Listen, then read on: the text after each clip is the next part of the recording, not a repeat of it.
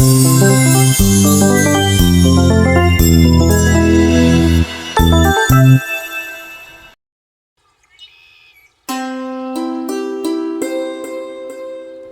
लीजिए, साड़ी तैयार है। धन्यवाद भैया, पर मतलब कि एक बात कहनी थी। हाँ बोलिए ना, क्या है? मतलब मेरे पास अभी उतने पैसे नहीं हैं। असल में मैं बहुत गरीब आदमी हूँ।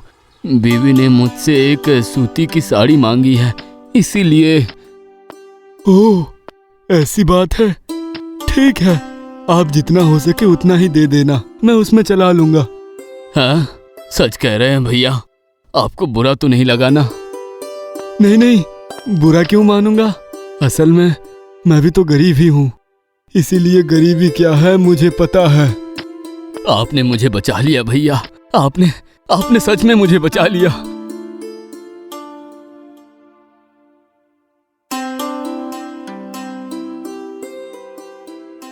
पिताजी, खाना लगा दिया, आप आ जाओ। हाँ बेटी, अभी आता हूँ। पिताजी, अगले महीने पूजा है, हमें कपड़े खरीद कर नहीं दोगे? नए कपड़े? असल में बाजार की हालत बहुत खराब है बेटी, और मेरे पास पैसे भी नहीं हैं। कैसे नए कपड़े खरीद दूँ? देने की जरूरत नहीं है पिताजी, हमारे पास कपड़े तो है ना, हम वही पहन लेंगे। हाँ पिताजी, हम वही पहन लेंगे। उसके बदले आप अपने लिए एक नया कपड़ा खरीद लीजिए। आपके पास तो एक भी अच्छे कपड़े नहीं हैं। तुम जैसे इतने समझदार बच्चे पाकर मैं तो धन्य हो गया रे। मुझे नए कपड़े नहीं चाहिए बेटी, मैं कहाँ कहीं निकलता हूँ। क्यों, आप हमारे साथ घूमने जाना ना। वो बाद में देखेंगे। लो अभी खा लो।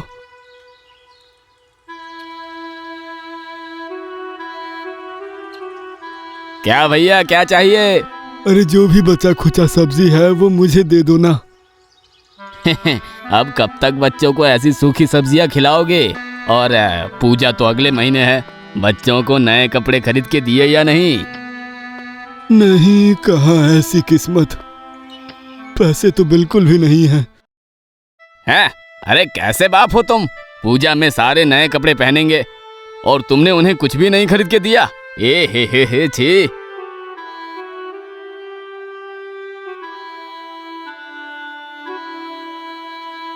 गरीब हूँ इसलिए ताने देते हैं। हे भगवान, क्या मेरी किस्मत कभी नहीं चमकेगी? भैया, घर पर है क्या? हाँ, पर मैंने आपको पहचाना नहीं।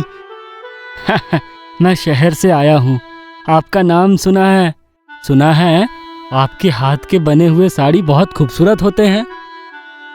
अब मैं क्या बोलूं भैया, मुझे जितनी आती है वही करता हूँ। ठीक है, मुझे एक हफ्ते के अंदर 50 साड़ियाँ चाहिए। हर साड़ी के लिए मैं 500 रुपये दूंगा, ठीक है? 50 साड़ी और हर साड़ी के लिए 500 रुपए? हाँ बिल्कुल, मंजूर है। मैं एक हफ्ते के अंदर ही 50 साड़ी बना दूंगा। ठीक है, तो फिर ये रहा मेरे शहर की दुकान का पता। अगले हफ्ते आज ही के दिन आप ये साड़ी मेरे दुकान पर दे आना, ठीक है? ठीक है भैया, ठीक है। 50 साड़ी मतलब 25,000 रुपए। अरे बाप रे, मेरे तो हाथ पैर ठंडे हो गए। ये सच है या मैं सपना देख रहा हूँ? नहीं, ये तो सच है। चलो मैं अभी से ही काम शुरू कर देता हूँ।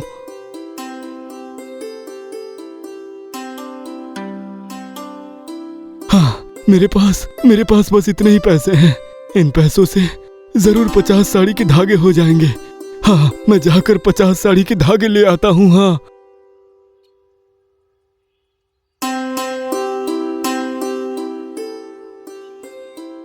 पिताजी, दोपहर हो गई है, अब खाने आ जाओ, दीदी ने खाना परोस दिया है।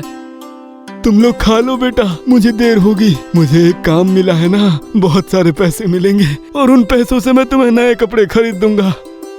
सच में पिताजी, सच में? हाँ, सच में। बढ़िया बढ़िया, नए कपड़े मिलेंगे, कितना मजा आएगा।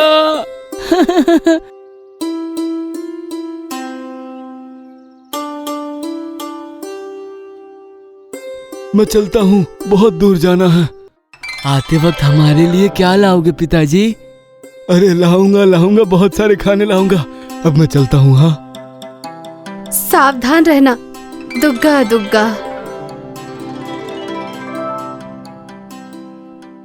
यही दुकान है ना? हाँ, इसी दुकान का एड्रेस तो दिया था। कोई है? अरे आप आ गए, आपका ही इंतजार कर रहा था। हाँ, ये लीजिए, मैं पूरे 50 साड़ी अपने साथ लाया हूँ। पर एक बुरी खबर है भैया, कल ही मेरे दुकान में चोरी हो गई है। क्या? हाँ, सारे कपड़े सारे पैसे लेकर भाग गया, इसलिए आपको देने के लिए मेरे पास कोई पैसे नहीं है। एक काम कीजिए, सारे साड़ी ले जाइए आप। वापस ले जाऊं? नहीं, उसके बदले आप इन्हें रख लीजिए। पर मेरे पास तो पैसे नहीं हैं। अरे तो क्या हुआ? आपका इतना सारा नुकसान हुआ है, इन साड़ियों को बेचकर आप अपने परिवार को कम से कम खुश तो कर पाएंगे। पर नहीं, कोई परवर नहीं, आप रख लीजिए।